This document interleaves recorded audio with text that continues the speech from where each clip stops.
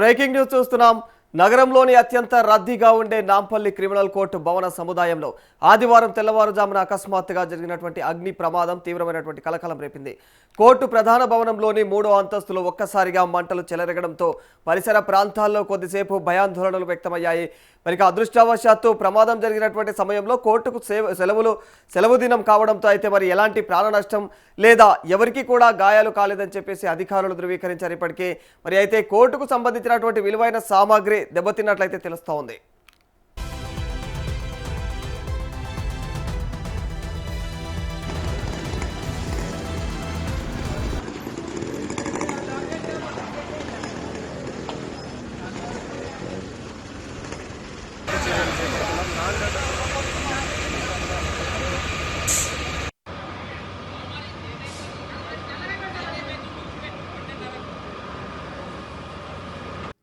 Nampally police station అగ్నిమాపక సిబ్బంది తెలిపిన ప్రాథమిక సమాచారం ప్రకారం ఆదివారం తెల్లవారుజామున కోర్టు భవనంలోని 3వ అంతస్తులో ఉన్నటువంటి ఒక ప్రాపర్టీ రూమ్లో అయితే మరి ఒక్కసారిగా మంటలు ఎగిసిపడ్డాయి.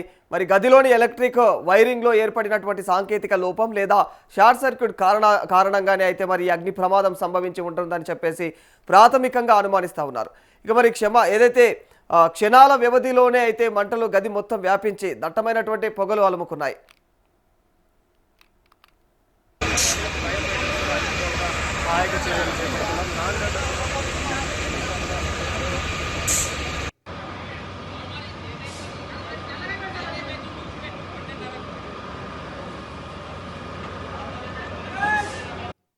ఇదే ఏడాది ఫిబ్రవరి 7న కూడా అగ్ని ప్రమాదం సంభవించింది.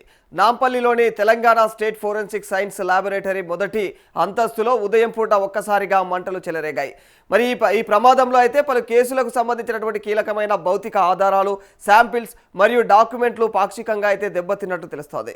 మరి అసెంబ్లీ, సెక్రటరియట్ తదితర ప్రాంతాల నుండి 5 ఫైర్ ఇంజన్లు వచ్చి మంటలను అదుపు చేశాయి.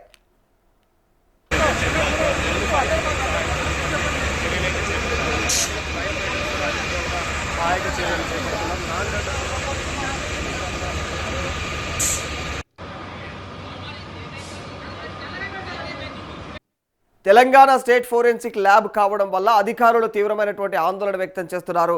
మరి ఈ ల్యాబ్లోనే పలు కీలకమైనటువంటి కేసులకు సంబంధించిన ఆధారాలు ఉన్నట్టు తెలుస్తోంది. మరి ఇక ఏదైతే ఎఫ్ఎస్ఎల్ కంప్యూటర్లలోనే కీలకమైనటువంటి కేసులు ఉన్నట్లు సమాచారం అయితే తెలుస్తూ ఉంది. మరి ఇక్కడే ఉన్నటువంటి కొన్ని ఫోన్ ట్యాపింగ్ కేసుకు సంబంధించిన ఆధారాలు ఉన్నట్లుగా కూడా తెలుస్తోంది. గత కొన్ని ఏళ్ల నుంచి కూడా ఇక్కడే ఉన్నటువంటి ఏదైతే ఓటుకు నోటు ఆడియో వీడియో ఫైల్స్ కూడా ఇందులో ఉన్నట్లు సమాచారం.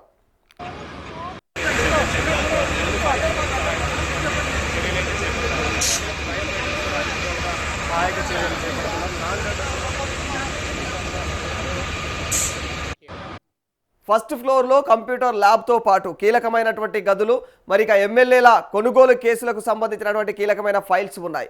ఇక మరి ఫస్ట్ ఫ్లోర్లోనే పలు కేసుల్లో సేకరించినటువంటి పేపర్ వర్క్, మరి ఇక ఎవిడెన్స్ సైతం ఇందులోనే ఉన్నాయని చెప్పేసి తెలుస్తూ ఉంది. మరి పొగలు పూర్తిగా అదుపులోకి వస్తేనే ఎంతవరకు నష్టం వాటిల్లిందో తెలిపే అవకాశం ఉంటుంది.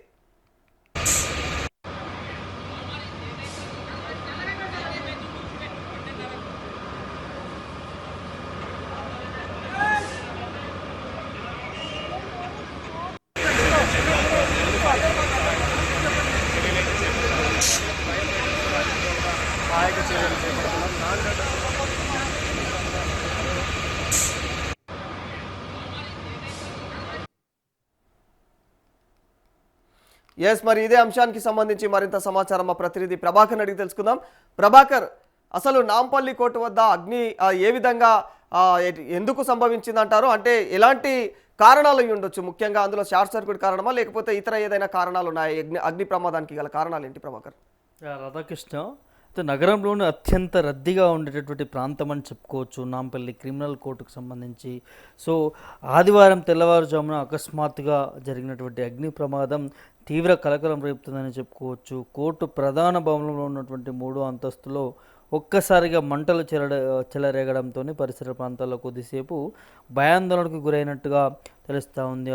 అదృష్టవశాత్తు ప్రమాదం జరిగినటువంటి సమయంలో కోర్టుకు ఆదివారం సెలవు ఉండడంతో ఎలాంటి ప్రాణ నష్టం జరగలేదు, కానీ ఎవరికి కూడా గాయాలు కాలినటువంటి నేపథ్యం కూడా కనిపిస్తూ ఉంది. అయితే కోర్టుకు సంబంధించినటువంటి కొన్ని విలువైనటువంటి డాక్యుమెంట్స్, అదేవిధంగా సామాగ్రి ఆ ఫైర్ యాక్సిడెంట్లో మరి మొత్తం అన్నీ కూడా కాలిపోయాయి అనే దాని మీద కూడా తెలుస్తూ ఉంది. అయితే నాంపల్లి పోలీస్ స్టేషన్ అగ్నిమాపక సిబ్బంది తెలిపినటువంటి ప్రాథమిక సమాచారం ప్రకారం అయితే ఆదివారం తెల్లవారుజామున కోర్టు భవనంలో ఉన్నటువంటి 3వ అంతస్తులో ఉన్న ఒక ప్రాపర్టీ రూమ్లో ఒక్కసారిగా మంటలు ఎగిసిపడ్డాయి అనేది వారు ప్రాథమికంగా చెప్తా ఉన్నారు. అయితే గదిలో ఉన్నటువంటి ఎలక్ట్రికల్ వైరింగ్ ఏర్పడినటువంటి సాంకేతిక లోపం లేదా షార్ట్ సర్క్యూట్ కారణంగానే ఇది అగ్ని ప్రమాదం సంభవించి ఉండొచ్చు అనే దాని మీద కూడా ప్రాథమికంగా అనుమానిస్తూ ఉన్నారు. కానీ పూర్తి స్థాయిలో దీని మీద ఇన్వెస్టిగేషన్ కొనసాగుతూ ఉన్నది. మరి ఎలా జరిగిందనేది కూడా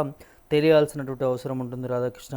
లక్షల వ్యవధిలోనే క్షణాల వ్యవధిలోనే కూడా మంటలు గది మొత్తం కూడా వ్యాపించాయి. దట్టమైనటువంటి పొగలు చుట్టుపక్కల మొత్తం అంతా కూడా బయటకు వచ్చినటువంటి నేపథ్యం కనిపించింది. తరచూ ఇదే సంవత్సరానికి సంబంధించి 2026 ఫిబ్రవరి 7న కూడా అగ్ని ప్రమాదం ఇదే ప్రాంతంలోని చోటు చేసుకున్నట్టుగా తెలుస్తూ ఉంది.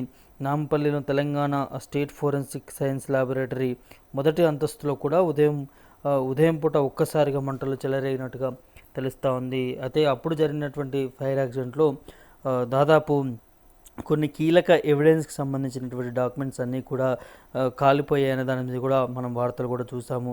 అయితే ఏవైతే శాంపిల్స్ తీసుకుంటారో కొన్ని కేసుకి సంబంధించినటువంటి అవి కూడా అందులోనే ఆ ప్రమాదంలోనే కాలిపోయాయనే దాని మీద కూడా, దాంతోపాటు అసెంబ్లీ సెక్రటరియేట్ తదితర ప్రాంతాల నుండి కూడా అప్పుడు ఆ సమయంలో 5 ఫైర్ ఇంజన్లు వచ్చి ఆ మంటలను అదుపు చేసినటువంటి నేపథ్యాలు కనిపించాయి.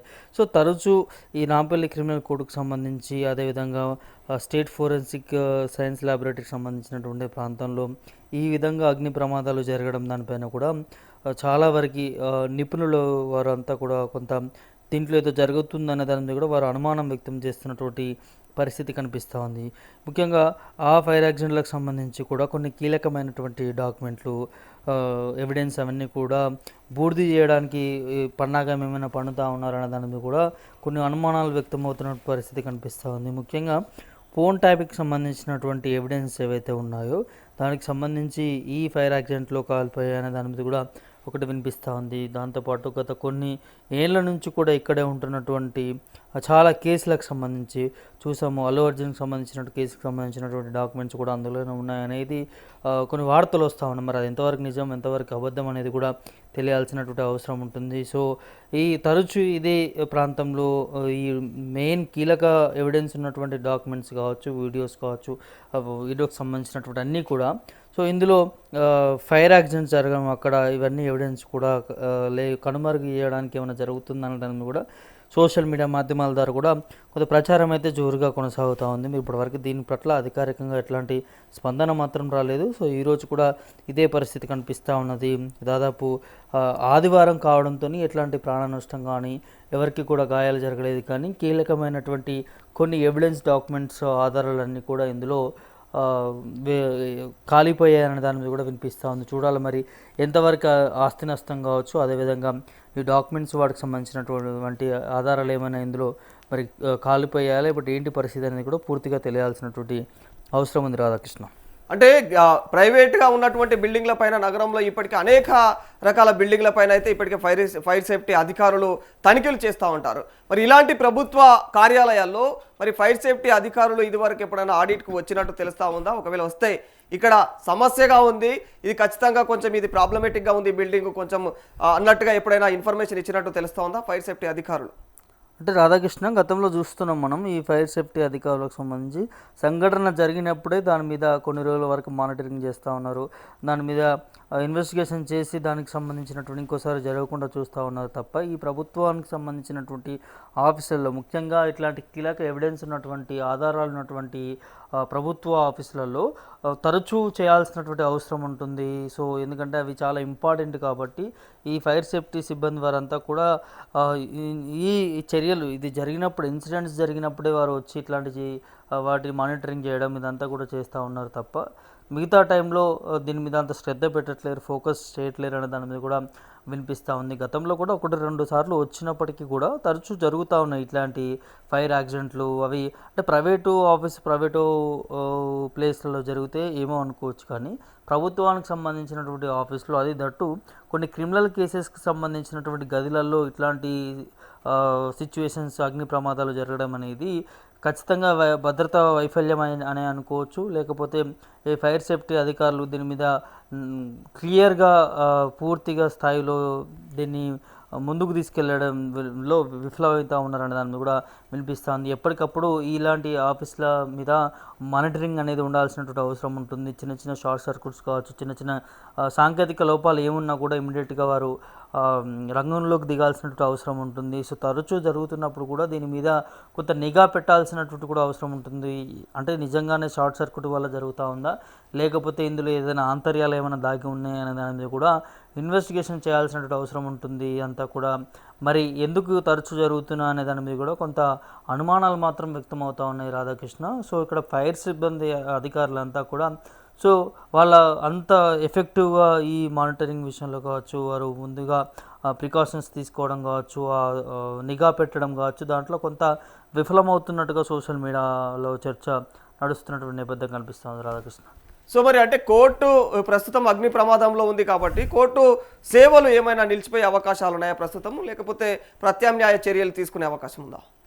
ఆ కోర్టు సేవలకి ఎట్లాంటి అంతరాయం లేదని తెలుస్తోంది రాధాకృష్ణ. ఎందుకంటే ఆదివారం రోజు మార్నింగ్ ప్రాంతంలో జరిగినట్టుగా తెలుస్తోంది, 11-12 ప్రాంతంలో జరిగినట్టుగా తెలుస్తోంది. సో 3rd ఫ్లోర్ జరిగింది కాబట్టి సో అప్పటికప్పుడు అధికారులు అందరూ కూడా రియాక్ట్ అయ్యారు. దానికి సంబంధించినటువంటి అన్నీ కూడా క్లియర్ చేసినటువంటి నేపథ్యం కనిపిస్తూ ఉంది. సో ఎట్లాంటి సెలవులకు సంబంధించి కూడా ఏమీ ఉండకపోవచ్చు, యథావిధిగా కొనసాగేటటువంటి అవకాశం ఉంది. కాకపోతే ఇట్లాంటి సిచ్యువేషన్స్ మరోసారి రాకుండా అధికారులంతా కూడా రియాక్ట్ అవుతూ ఉన్నారు, దీని మీద ఆరా తీస్తూ ఉన్నారు, ఎలా జరిగి ఉండొచ్చు అనే దాని మీద కూడా ఇన్వెస్టిగేషన్ కూడా నడుస్తూ ఉంది. మరోసారి ఇట్లాంటి పరిస్థితులు, ఎందుకంటే కోర్టు ఆవరణలో చాలా ఇంపార్టెంట్ కాబట్టి సో వైరింగ్ ప్రాబ్లమ్స్ ఏమైనా ఉన్నాయా, నాణ్యత లోపం ఏమైనా ఉందా అనే దాని మీద కూడా, కరెంటు విషయంలో కావచ్చు, వాటన్నిటి విషయంలో కూడా ఇన్వెస్టిగేషన్ జరుగుతూ ఉంది. ఇంకోసారి జరగకుండా చూసుకుంటామన్న దాని మీద కూడా అక్కడ ఉన్నటువంటి అధికారులు తెలుపుతున్నటువంటి నేపథ్యం కనిపిస్తూ ఉంది Radhakrishna. Right, thank you Prabhakar. So ఇది ఓవరాల్గా అంటే నాంపల్లి క్రిమినల్ కోర్టు భవన సముదాయంలో జరిగినటువంటి అగ్ని ప్రమాదానికి కారణాలు ఏమిటి, అసలు ఇక్కడ ఎవరి లోపం ఉంది, అంటే భద్రతా లోపమా, లేకపోతే మరి ఇక్కడ ఏం జరిగింది, షార్ట్ సర్క్యూట్ కారణంగా జరిగింది అన్నట్టయితే కొన్ని ఆరోపణలు వస్తూ ఉన్నాయి. దీనికి సంబంధించి ఇప్పటికే ఫైర్ సేఫ్టీ అధికారులు కూడా అక్కడికి చేరుకొని అక్కడ దర్యాప్తులు ముమ్మరం చేస్తూ ఉన్నారు. అసలు కారణాలు ఏమిటి, ప్రభుత్వ కార్యాలయాల్లో ఈ విధంగా తరచుగా అగ్ని ప్రమాదాలు జరుపుకుంటూ వెళ్తే ఎంత ఎవిడెన్స్లు లాస్ కావాల్సి వస్తుంది, ఎంత ఆస్తి నష్టాలు కావాల్సి వస్తుంది, ఇవన్నిటిని కూడా మరి ప్రభుత్వం ఎందుకు దీన్ని పట్టించుకోవట్లేదు, ప్రభుత్వ రంగ సంస్థలు అయినటువంటి అలాంటి బిల్డింగ్లు, అలాంటి కార్యాలయాల్లో ఎందుకు ఫైర్ సేఫ్టీ నిబంధనలు ఇంకా క్లారిటీగా మరి తీసుకొని వాటిపైన భద్రతా చర్యలు ఎందుకు చేపట్టలేకపోతుంది ప్రభుత్వం, అదే ఇతర ప్రైవేట్ రంగాల సంస్థలు ఏవైనా ఉంటే వాటికి సంబంధించి ప్రతిదీ కూడా క్షుణ్ణంగా పరిశీలించేటువంటి ఫైర్ సేఫ్టీ అధికారులు కావచ్చు, ప్రభుత్వం కావచ్చు. మరి ఈ క్రమంలో మరి ఇక్కడ ప్రభుత్వ రంగ సంస్థలపైన ఇట్లా మెయింటైన్ చేస్తున్నటువంటి భవనాలలో ఇలాంటి ప్రమాదాలు తరచూ జరుగుతుంటే ఎందుకు ఫోకస్ చేయట్లేదు అనేది అయితే ఇప్పుడు చర్చనీయాంశంగా మారిపోయింది. సో మరి ఈ అంశానికి సంబంధించి అసలు నాంపల్లి క్రిమినల్ కోర్టులో ఈ అగ్ని ప్రమాదం ఎలా సంభవించింది అనేది తేలాలంటే ఖచ్చితంగా ఫోరెన్సిక్ రిపోర్ట్ ఆధారంగా, అంటే అగ్నిమాపక సిబ్బంది తెలిపే వివరాలను బట్టి ముందు అసలు ఏ కారణాల వల్ల ఇది అట్లా అగ్ని ప్రమాదం జరిగింది అనేది తెలిసే అవకాశాలు ఉంటాయి.